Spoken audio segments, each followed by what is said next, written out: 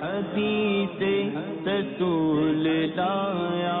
ہوں، میں مدینے کے پھول لایا ہوں، میں حدیث رسول لایا ہوں، میں حدیث رسول لایا ہوں۔ الحمدللہ رب العالمین، والصلاة والسلام علی سید الانبیاء والمرسلین، اما بعد فاعوذ باللہ من الشیطان الرجیم، بسم اللہ الرحمن الرحیم، الصلاة والسلام علیک یا رسول اللہ وعلی آلک واصحابک یا حبیب اللہ، الصلاة والسلام علیک یا نبی اللہ وعلی آلک واصحابک یا نور اللہ۔ مدنی چینل کے ناظرین، الحمدللہ عز و جل سلسلہ رسول اللہ صلی اللہ تعالیٰ علیہ وآلہ وسلم کی 40 احادیث میں ایک مرتبہ پھر حاضر ہیں۔ اب تک ہم نے تقریباً 16 احادیث طیبہ سن لی ہیں اور ان کا درس، ان کی تشریح توضیح سننے کی بھی ہمیں سعادت حاصل ہوئی ہے۔ آج کے سلسلے میں انشاءاللہ 2 حدیثیں سننے کی ہم سعادت حاصل کریں گے، حدیث نمبر 17 اور حدیث نمبر 18۔ توجہ کے ساتھ سماعت فرمائیے گا، انشاءاللہ تبارک و تعالی دین کی، علم کی بہت ساری باتیں آپ کو حاصل ہوں گی۔ اللہ تبارک و تعالی ہمیں اپنے آقا و مولا مدینہ والے مصطفیٰ صلی اللہ تعالی علیہ وآلہ وسلم کی احادیث طیبہ کی محبت نصیب فرمائے اور آپ علیہ الصلوۃ والسلام کی باتوں پر عمل پیرا ہونے کی توفیق عطا فرمائے۔ امام نووی رحمۃ اللہ تعالی علیہ ارشاد فرماتے ہیں، الحدیث السابع عشر، یعنی 17ویں حدیث، عن ابی یعلا شداد بن اوس رضی اللہ تعالی عنہ عن رسول اللہ صلی اللہ تعالی علیہ وسلم قال ان اللہ كتب الاحسان على كل شيء فاذا قتلتم فاحسنوا القتلة واذا ذبحتم فاحسنوا الذبحة وليحد احدكم شفرته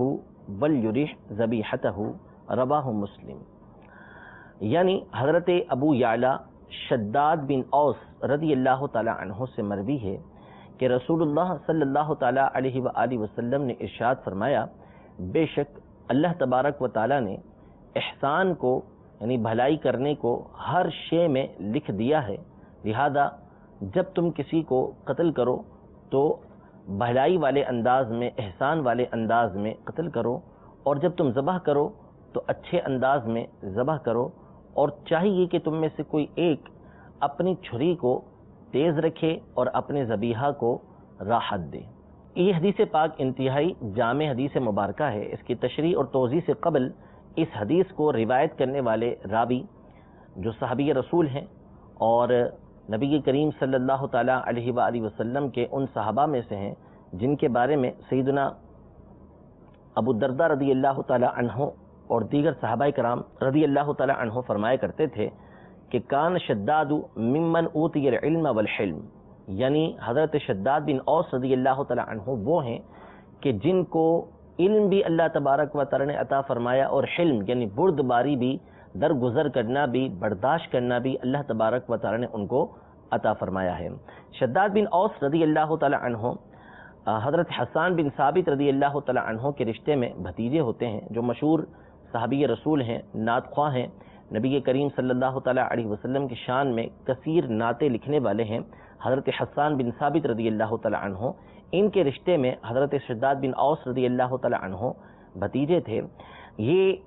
نبی کریم صلی اللہ تعالیٰ علیہ وآلہ وسلم پر ایمان لانے کے بعد اللہ تبارک و تعالیٰ کی بہت زیادہ عبادت کیا کرتے تھے۔ ان کے بارے میں مولا علی قاری رحمۃ اللہ تعالیٰ علیہ ارشاد فرماتے ہیں کہ جب یہ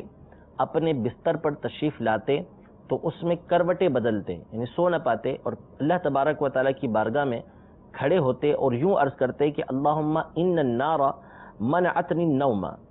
یعنی اے اللہ مجھے جہنم کی یاد نے مجھ سے نیند کو روک دیا ہے، یعنی جہنم یاد آتی ہے، اللہ تبارک و تعالیٰ کا عذاب یاد آتا ہے تو وہ مجھے سونے نہیں دیتا۔ پھر فرماتے ہیں کہ ثم یقوم فلا یزال یصلی الی الصبح، یعنی اس کے بعد آپ کھڑے ہوتے اور اللہ تبارک و تعالیٰ کی بارگاہ میں نماز پڑھتے رہتے یہاں تک کہ صبح ہو جاتی ہے، صبح تک اللہ تبارک و تعالیٰ کی عبادت کرتے رہتے، اور یہ عبادت کرنے کا مقصد اللہ تبارک و تعالیٰ کو راضی کرنا تاکہ اللہ تبارک و تعالیٰ خوش ہو، اللہ تبارک و تعالیٰ کی خوشی حاصل ہوگی تو اس کی نعمتیں حاصل ہوں گی اور اس کے عذاب سے بندے کی حفاظت ہوگی۔ آپ رضی اللہ تعالی عنہ بیت المقدس میں آپ کا انتقال ہوا، اور وہیں حافظ ابن حجر عسقلانی رحمۃ اللہ تعالی علیہ کے زمانے تک آپ رضی اللہ تعالی عنہ کی قبر مبارک بھی موجود تھی۔ تقریباً 50 احادیث طیبہ آپ سے مروی ہیں، آپ نے روایت کی ہیں۔ یہ حدیث مبارکہ بھی آپ رضی اللہ تعالی عنہ سے مروی ہے۔ اس میں نبی کریم صلی اللہ تعالی علیہ وسلم نے سب سے پہلی بات یہ ارشاد فرمائی کہ ان اللہ کتب الاحسان علی کل شیء، یعنی اللہ تبارک و تعالی نے ہر چیز کے بارے میں احسان کو لکھ دیا ہے۔ احسان کا مطلب ہوتا ہے کہ ہر چیز کے اندر اعتدال رکھنا، ہر چیز کے اندر جیسا اس چیز کے کرنے کا حکم ہے ویسے اس کو بجا لانا، چاہے وہ دنیاوی معاملہ ہو، چاہے دینی معاملہ ہو، چاہے وہ اللہ تبارک و تعالیٰ کے حقوق کا معاملہ ہو، چاہے بندوں کے حقوق کا معاملہ ہو، ہر چیز میں جس طرح اس کے کرنے کا حکم ہے اس انداز میں اس کو کرنا، یہ احسان کہلاتا ہے۔ احسان کے اور بہت سارے معنی ہیں، بھلائی کرنا، نیکی کرنا۔ یہاں پر اس سے مراد یہ ہے کہ اللہ تبارک و تعالیٰ نے احسان کرنا یعنی بھلائی کرنا اور اچھائی کرنا، ہر چیز کو عدل و انصاف کے ساتھ کرنا، جیسا اس کے کرنے کا حکم ہے ویسا کرنا، یہ ہر چیز کے بارے میں لکھ دیا ہے۔ پھر اس کے بعد نبی کریم صلی اللہ تعالیٰ علیہ وسلم نے کچھ مثالیں بیان فرمائی ہیں کہ جب اللہ تبارک و تعالیٰ نے ہر چیز کے اندر احسان کو لکھ دیا ہے، بھلائی کو لکھ دیا ہے، تو ہمارا دین یعنی دین اسلام یہ ایک ایسا دین ہے کہ اس کا جو معنی ہے، یعنی اسلام کا جو ڈکشنری کے اندر معنی بنتا ہے وہ سلامتی کا معنی بنتا ہے۔ یعنی اسلام کا ایک معنی یہ ہے کہ اپنے سر کو جھکا دینا، جو دین اسلام کے اندر داخل ہو جاتا ہے وہ سلامتی والا ہو جاتا ہے، جو دین اسلام کی پناہ لے لیتا ہے وہ سلامتی والا ہو جاتا ہے۔ تو ہمارا دین یہ سراپا رحمت ہی رحمت ہے۔ اب انسان کی یہ فطرت ہے کہ ہر انسان صلح جو نہیں ہوتا، بعض انسان جنگجو ہوتے ہیں، انسان خود سے صلح میں رہتا بھی ہے، خود سے امن کے اندر رہتا بھی ہے، تو دوسرے اس کو تکلیف پہنچانے والے ہوتے ہیں۔ اب یہ تکلیف کبھی انفرادی ہوتی ہے، کبھی اجتماعی طور پر، لیکن ایسا معاملہ پیش آ جاتا ہے کہ سامنے والا کسی صورت بھی ٹلتا نہیں ہے، تو اب چونکہ بندے کو اپنا دفاع کرنا ہوتا ہے، مثلا جنگ ہو رہی ہے، تو اس میں ارشاد فرمایا فَأَحْسِنُوا الْقِتْلَ اذا قتلتم فاحسنوا القتل، کہ جب تم کسی سے لڑو، جب تمہاری کسی سے لڑائی ہو تو اب قتل کرنے میں بھی احسان اختیار کرو۔ یا کسی کو قتل کرنا شرعاً اب جائز ہو گیا، مثلا کسی نے کسی کو قتل کر دیا، اب اس کو قصاص میں قتل کیا جا رہا ہے۔ یا اسلام میں جو سزائیں مقرر کی گئیں کہ جس میں قاضی اسلام نے کسی کو قتل کرنا ہے تو فرمایا فاحسنوا القتل، اب وہاں پر جو اس کو سزا دینی ہے اس میں بھی انتہائی احسان اختیار کرو، ایسا اعتدال اختیار کرو، حد سے نہ بڑھو۔ تو ہمارے یہاں دین اسلام کے اندر اگر ایسا معاملہ پیش آ جائے تو وہاں پر بھی بھلائی اختیار کرنا، درمیانی راہ اختیار کرنا، اس بات کا حکم دیا گیا ہے۔ پھر اس کے بعد فرمایا کہ بندہ اپنی منفعت کے لیے، اپنے کسی نفع کے لیے جانوروں کو ذبح کرتا ہے، یعنی اس بات کی اجازت دی گئی کہ جو حلال جانور ہیں ان کو ذبح کیا جائے گا، کیونکہ انسان کی اس میں منفعت نہیں، اس کا فائدہ ہوتا ہے کہ اس کے ذریعے سے گوشت حاصل کرنا ہوتا ہے، اس کا دودھ حاصل کرنا ہوتا ہے، یا اس کی اون حاصل کرنا ہوتی ہے، تو مختلف طریقوں سے چیزیں حاصل کی جاتی ہیں اور گوشت حاصل کرنے کے لیے اس کو ذبح کیا جاتا ہے۔ اب ذبح کرنے کے لیے فرمایا کہ جب تم ان کو ذبح کرو تو اس میں بھی بھلائی کو اختیار کرو، احسان کو اختیار کرو، نرمی کو اختیار کرو۔ اور اس کا ایک اصول اور ضابطہ یہ بیان فرمایا کہ اپنی چھری کو تیز رکھو اور اپنے ذبیحے کو آسانی دو، یعنی ایسا نہ ہو کہ کند چھری کے ذریعے اس کو ذبح کرو جس کے ذریعے سے اس کو تکلیف کا سامنا کرنا پڑے اور مشکل سے وہ ذبح ہو، بلکہ تیز چھری ہوگی تو چونکہ اس کو ذبح کرنے کی شریعت مطہرہ نے اجازت دی ہے تو تیزی کے ساتھ وہ ذبح ہو جائے گا اور انسان کو اپنا فائدہ بھی اس سے حاصل ہو جائے گا، اور جانور کو بلا ضرورت تکلیف نہیں پہنچے گی، تکلیف پہنچے گی لیکن بلا ضرورت جو حد سے زائد ہوتی ہے وہ نہیں پہنچے گی۔ اسی طرح دیگر احادیث طیبہ میں بھی اس بات کو بیان کیا گیا کہ ایک صحابی رضی اللہ تعالی عنہ ایک بکری کو اس طرح ذبح کر رہے تھے کہ اس کے پیٹ پہ پاؤں رکھا ہوا تھا اور چھری تیز کر رہے تھے، تو نبی کریم صلی اللہ تعالی علیہ وآلہ وسلم نے جب ان کو ملاحظہ فرمایا تو یہ ارشاد فرمایا کہ تم اس کو دو موتیں مار رہے ہو، یعنی اس کو دو موتیں دے رہے ہو، ایک تو ویسے اس نے مرنا ہے، دوسرا اس کے سامنے چھری تیز کر کے اس کو اور زیادہ تکلیف دے رہے ہو کہ اس کے سامنے جب چھری تیز کرو گے تو یہ اور خوف و وحشت کے اندر مبتلا ہوگی جو اس کے لیے موت کی طرح ہے۔ اسی طرح ہماری شریعت کے اندر یہ اصول اور ضابطہ بیان کیا گیا کہ جانور کے سامنے چھری کو تیز نہ کیا جائے بلکہ اس سے چھپ کر یا اس کو دور رکھ کے چھری کو ذبح کیا جائے تاکہ وہ وحشت کے اندر مبتلا نہ ہو۔ یوں ہی ایک جانور کے سامنے دوسرے جانور کو ذبح نہ کیا جائے کہ اس سے بھی جانور وحشت کے اندر مبتلا ہوتا ہے، تکلیف کے اندر مبتلا ہوتا ہے۔ یوں ہی جب بقرعید کا موقع ہوتا ہے، عید الاضحیٰ کا موقع ہوتا ہے، تو طرح طرح کے وہاں پر اس طرح کے معاملات ہمارے سامنے ہوتے ہیں کہ لوگ طرح طرح کی تکلیفیں جانوروں کو پہنچا رہے ہوتے ہیں۔ اس حوالے سے کئی مرتبہ امیر اہل سنت اپنے مدنی مذاکروں میں بھی اور اپنے رسالے ابلغ گھڑ سوار کے اندر تفصیل سے بیان کر چکے ہیں کہ جانوروں کو ایسی تکلیف دینے سے بچنا چاہیے، لہذا پہلے ہی سے ہر چیز کا تعین کر لینا چاہیے کہ ہم نے جانور کو جو قبلے کی سمت گرانا ہے اس انداز میں گرائیں کہ جب وہ گرے تو قبلے کی سمت پر ہی ہو۔ اب اس کو گھسیٹ کر ہمیں قبلے کی سمت پر نہ کرنا پڑے کہ اس کے لیے وہ تکلیف کا سامنا ہوگا۔ یوں ہی یہ ارشاد فرمایا وَلْيُرِيحْ ذَبِيحَتَهُ، اس کا ایک معنی یہ بیان فرمایا گیا کہ جب جانور کو ذبح کر لیا جائے تو اس کے بعد اس کو ٹھنڈا ہونے دیا جائے، ٹھنڈا ہونے دیا جائے، اس کے بعد اس کی کھال وغیرہ اتارنا شروع کی جائے۔ لیکن جو جدید دور ہے، اسلامی تعلیمات سے دوری کی وجہ سے آج ہمارے یہاں عمومی طور پہ ایسا ہی ہوتا ہے کہ جانور کو ذبح کرنے کے بعد اس کی بلا وجہ اس کے دل کے اندر چھری ماری جاتی ہے تاکہ وہ جلدی ٹھنڈا ہو جائے اور جلدی سے جلدی اپنا کام پورا کیا جا سکے، حالانکہ حدیث پاک میں اس چیز سے منع فرمایا جا رہا ہے، فرمایا کہ اپنے ذبیحہ کو راحت دو۔ تو ہمارا دین ہر چیز کے اندر نرمی کا حکم دیتا ہے، آسانی کا حکم دیتا ہے۔ اگر کسی مقام پر سختی برتنا بھی ہے، سزا دینا بھی ہے، تو وہاں پر بھی اعتدال کا حکم دیا گیا، اقتصاد کا حکم دیا گیا، ایسا حکم دیا گیا کہ جس کے ذریعے سے مقصد بھی پورا ہو، وحشت بھی نہ پیدا ہو، دہشت بھی پیدا نہ ہو، بلکہ مسلمان امن و سکون اور سلامتی کے ساتھ رہیں۔ رب العزت جل وعلا ہم سب کو ہر ایک کے ساتھ نرمی کے ساتھ پیش آنے کی توفیق عطا فرمائے، آمین بجاہ نبی الامین صلی اللہ تعالی علیہ وآلہ وسلم۔ حدیث نمبر 18 انشاءاللہ تبارک و تعالی سماعت کریں گے۔ اس حدیث مبارکہ کے حوالے سے امام نووی رحمۃ اللہ تعالی علیہ فرماتے ہیں ان ابی ذر جندب بن جنادہ و ابی عبد الرحمن معاذ بن جبل رضی اللہ تعالی عنہما ان رسول اللہ صلی اللہ تعالی علیہ وسلم قال اتق اللہ حیثما کنت واتبع السیئۃ الحسنہ تمحها وخالق الناس بخلق حسن رواہ الترمذی وقال حدیث حسن وفی بعض النسخ حسن صحیح۔ یعنی حضرت سیدنا ابو ذر جندب بن جنادہ اور حضرت ابو عبد الرحمن معاذ بن جبل رضی اللہ تعالی عنہما، ان دونوں صحابہ رضی اللہ تعالی عنہما سے مروی ہے کہ رسول اللہ صلی اللہ تعالی علیہ وآلہ وسلم نے ارشاد فرمایا اللہ سے ڈرتے رہو جہاں کہیں تم ہو، اور برائی کے بعد نیکی لے کر آؤ تو وہ نیکی اس برائی کو مٹا دے گی، اور لوگوں کے ساتھ اچھے اخلاق کے ساتھ گھل مل کر رہو، لوگوں کے ساتھ اچھے اخلاق کے ساتھ پیش آؤ۔ اس حدیث پاک کو امام ترمذی نے روایت کیا اور فرمایا کہ حدیث حسن ہے، اور بعض نسخوں میں ہے کہ حدیث حسن صحیح ہے۔ اس حدیث پاک کو امام نووی رحمۃ اللہ تعالی علیہ نے دو صحابہ کرام علیہم رضوان سے روایت کیا ہے۔ ایک مشہور صحابی سیدنا ابو ذر غفاری رضی اللہ تعالی عنہ ہیں، جن کا نام جندب بن جنادہ ہے، اور یہ مشہور صحابی ہیں، نبی کریم صلی اللہ تعالی علیہ وآلہ وسلم پر ابتدا میں ہی ایمان لے کر آئے تھے، پھر اس کے بعد مدینہ منورہ تشریف لے گئے تھے۔ آپ خود ارشاد فرماتے ہیں کہ میں اسلام لانے والوں میں چوتھا شخص ہوں، یعنی چوتھے نمبر پر میں ایمان لے کر آیا ہوں۔ آپ رضی اللہ تعالی عنہ دنیا سے بے رغبت رہنے والے تھے، مال و دولت بالکل جمع نہیں کیا کرتے تھے، جو ضرورت ہوتی تھی اتنا ہی مال آپ کے پاس ہوتا، اس کے علاوہ جو کچھ آپ کے پاس ہوتا اس کو آپ راہ خدا کے اندر صرف کر دیا کرتے تھے۔ دوسرے صحابی ہیں حضرت سیدنا معاذ بن جبل رضی اللہ تعالی عنہ، یہ انصاری صحابی ہیں، 18 سال کی عمر میں نبی کریم صلی اللہ تعالی علیہ وآلہ وسلم پر ایمان لے کر آئے۔ نبی کریم صلی اللہ تعالی علیہ وآلہ وسلم نے ان سے خود ارشاد فرمایا کہ یا معاذ انی لأحبک، اے معاذ میں تجھ سے محبت کرتا ہوں۔ تو اس پر انہوں نے عرض کی کہ وَأَنَا أُحِبُّكَ یا رسول اللہ صلی اللہ تعالی علیہ وسلم، واللہ اللہ کی قسم یا رسول اللہ صلی اللہ تعالی علیہ وسلم میں بھی آپ سے محبت کرتا ہوں۔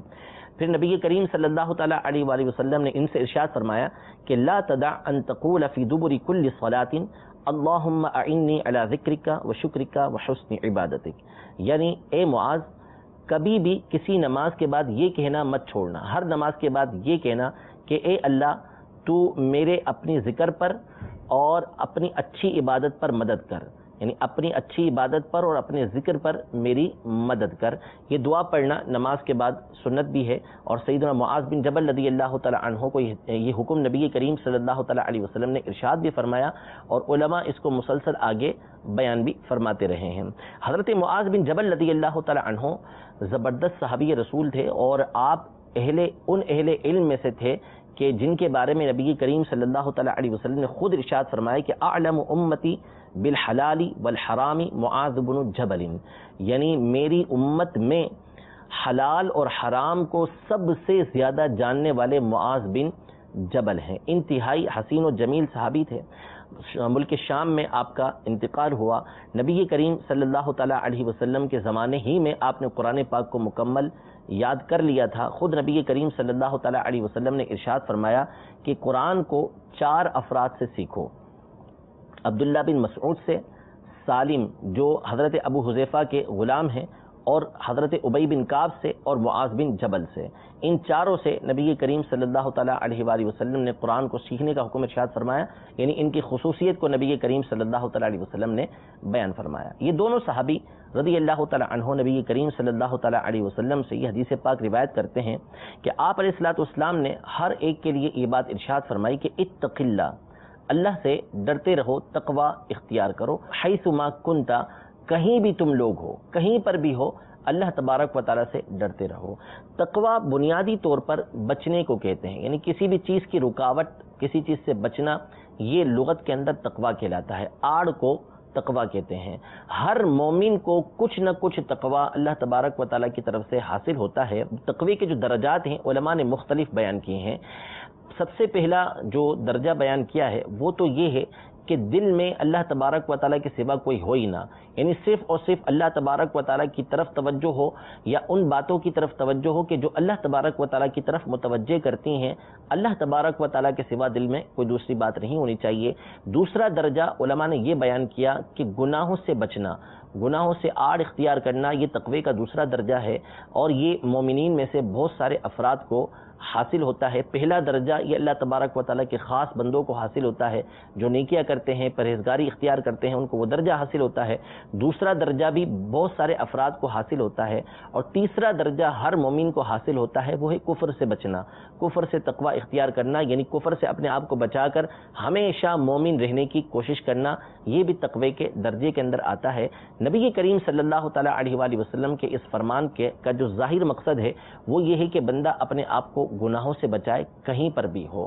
لہذا اپنے آپ کو تقوی کا پابند بنائیے، نیکیاں کیجیے، اللہ تبارک و تعالیٰ کی فرما برداری کریں، اپنے آپ کو گناہوں سے بچائیں. یہ ہے اللہ تبارک و تعالیٰ سے ڈرنا. اور جو جتنا زیادہ اللہ تبارک و تعالیٰ سے ڈرتا ہے، جتنا اللہ تبارک و تعالیٰ کے احکام پر عمل کرتا ہے، وہ اتنا ہی اللہ تبارک و تعالیٰ کی بارگاہ میں عزت و اکرام والا ہوتا ہے. جیسا کہ قرآن پاک میں اللہ تبارک و تعالیٰ ارشاد فرماتا ہے ان اکرمکم عند اللہ اتقاکم، یعنی تم میں سے سب سے زیادہ اللہ کے نزدیک عزت والا وہ ہے جو اللہ تبارک و تعالیٰ سے سب سے زیادہ ڈرنے والا ہے. تو جو جتنا زیادہ اللہ تبارک و تعالیٰ سے ڈرے گا اتنا ہی زیادہ اللہ تبارک و تعالیٰ کی فرما برداری کرے گا، اللہ تبارک و تعالیٰ کے احکام پر عمل کرے گا، اس کی نافرمانی سے اپنے آپ کو بچائے گا. اور سب سے زیادہ اللہ تبارک و تعالیٰ سے ڈرنے والے ہمارے آقا و مولا صلی اللہ تعالیٰ علیہ وآلہ وسلم تھے. خود ارشاد فرماتے ہیں کہ انا اعلمکم واتقاکم باللہ، یعنی میں تم میں سب سے زیادہ علم رکھنے والا اور سب سے زیادہ اللہ تبارک و تعالیٰ سے ڈرنے والا ہوں. تو ہمیں بھی چاہیے کہ ہم اللہ تبارک و تعالیٰ کی فرما برداری کر کے تقوی اور پرہیزگاری حاصل کریں. اس کے بعد نبی کریم صلی اللہ تعالیٰ علیہ وآلہ وسلم نے یہ ارشاد فرمایا کہ جب کوئی برائی ہو جائے تو اس کے فوری بعد نیکی کر لو، وہ نیکی برائی کو مٹا دے گی. اصول اور قاعدہ بھی یہ ہے کہ جب بندہ کوئی برائی کرے، کوئی گناہ کر بیٹھے تو اس سے توبہ کرے، اللہ تبارک و تعالیٰ سے معافی مانگے. اور توبہ کا واضح مطلب یہ ہے کہ اللہ تبارک و تعالیٰ کی بارگاہ میں شرمندہ ہو کہ مجھ سے یہ گناہ سرزد ہو گیا، اس کا اقرار اللہ تبارک و تعالیٰ کی بارگاہ میں کرے اور آئندہ نہ کرنے کا پختہ ارادہ کرے. ساتھ ہی ساتھ علماء نے یہ ارشاد فرمایا کہ توبہ کے لیے یہ بھی بہتر طریقہ کار ہے کہ جس طرح کا بندے نے گناہ کیا ہے اس کے اپوزٹ وہ نیکی لے کر آ جائے. مثال کے طور پر کوئی شخص قرآن پاک کے حوالے سے سستی اور غفلت برتتا رہا، مثال کے طور پر بے وضو قرآن پاک کو وہ ہاتھ لگاتا رہا، تو امام غزالی رحمۃ اللہ تعالی علیہ فرماتے ہیں کہ اسے چاہیے کہ وہ بکثرت قرآن پاک کی باوضو تلاوت کرے، قرآن پاک کو چوما کرے، قرآن پاک کی تعظیم کے اندر مبالغہ کرے، تو یہ اس کے گناہوں کو مٹانے میں اس کے لیے معاون ثابت ہوگا۔ اسی طرح کوئی نمازیں چھوڑ دیتا تھا، قضا کر دیتا تھا، تو اسے چاہیے کہ وہ نماز قضا جو کرنی ہے وہ تو کرے گا، ساتھ ہی ساتھ ان کو ادا کرے، اللہ تبارک و تعالیٰ سے معافی مانگے اور کثرت کے ساتھ نمازیں بھی ادا کرتا رہے، تو یوں اس کی جو نیکی ہے بعد والی وہ ان گناہوں کا کفارہ بنتی چلی جائے گی۔ یہ یاد رہے کہ کہیں بھی حدیث پاک میں جو یہ ارشاد فرمایا جاتا ہے کہ فلاں نیکی کی وجہ سے گناہ مٹ جاتے ہیں، جیسے اسی حدیث پاک میں فرمایا کہ نیکی کریں گے تو گناہ کو وہ نیکی مٹا دیتی ہے، تو اس سے مراد صغیرہ گناہ ہوا کرتے ہیں، یعنی چھوٹے گناہ ہوتے ہیں۔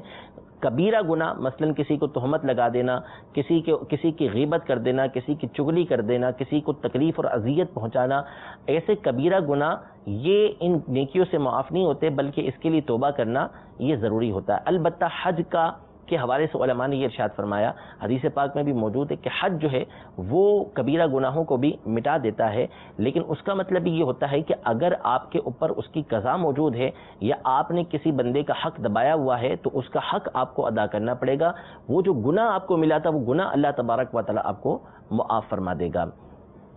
تو لہذا جو گناہ ہیں وہ صغیرہ معاف ہوتے ہیں، البتہ اگر کسی کے صغیرہ گناہ نہیں ہیں، اس نے گناہ جو کیے وہ سارے کبیرہ کیے ہیں، اب وہ نیکی کرتا ہے، امام نووی رحمۃ اللہ تعالی علیہ فرماتے ہیں کہ وہ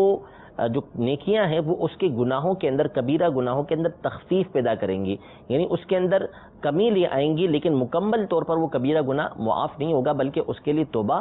کرنا ہوگی۔ تو بہرحال جب بھی گناہ ہو تو اس سے توبہ کی عادت بنا لیجئے۔ انسان کی خصلتوں میں سے علماء نے اس بات کو لکھا ہے کہ وہ توبہ کی طرف مائل ہوتا ہے، یعنی کوئی بھی اچھا انسان ہے تو وہ اللہ تبارک و تعالیٰ سے بار بار توبہ کرتا رہے گا،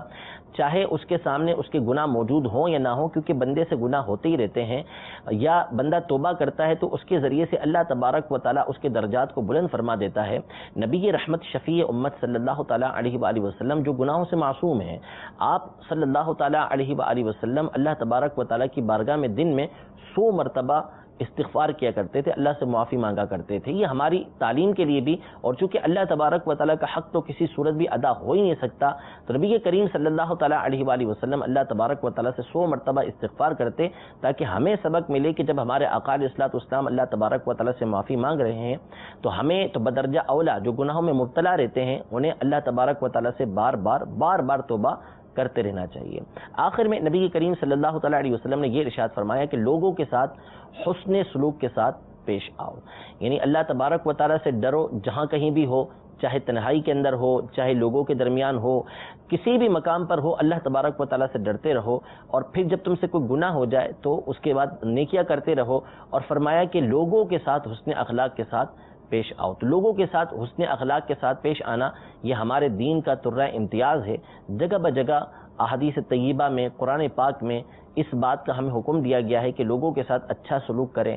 لوگوں کے ساتھ نیکی کریں، ان کے جو حقوق ہیں ان کو بجا لائیں، ان کی تکلیف کا سامان نہ کریں، ان سے تکلیفوں کو ہم دور کریں۔ یہ وہ چیزیں ہیں کہ جو معاشرے کے اندر امن پیدا کرتی ہیں، بندے کی شخصیت کو نکھارتی ہیں اور اس کی آخرت کو سنوارتی ہیں۔ تو رب العزت جل وعلا ہم سب کو نبی کریم صلی اللہ تعالیٰ علیہ وآلہ وسلم کی ان تعلیمات پر عمل پیرا ہونے کی توفیق عطا فرمائے۔ اللہ تبارک و تعالیٰ ہر ایک کے ساتھ ہمیں نرمی کرنے کی توفیق عطا فرمائے۔ اللہ تبارک و تعالیٰ اپنا خوف ہمیں عطا فرمائے، تقوی پرہیزگاری ہمیں عطا فرمائے، اور اللہ تبارک و تعالیٰ ہمیں خوب نیکیاں کرنے کی توفیق عطا فرمائے۔ آمین بجاہ النبی الامین صلی اللہ تعالیٰ علیہ وآلہ وسلم۔ حدیث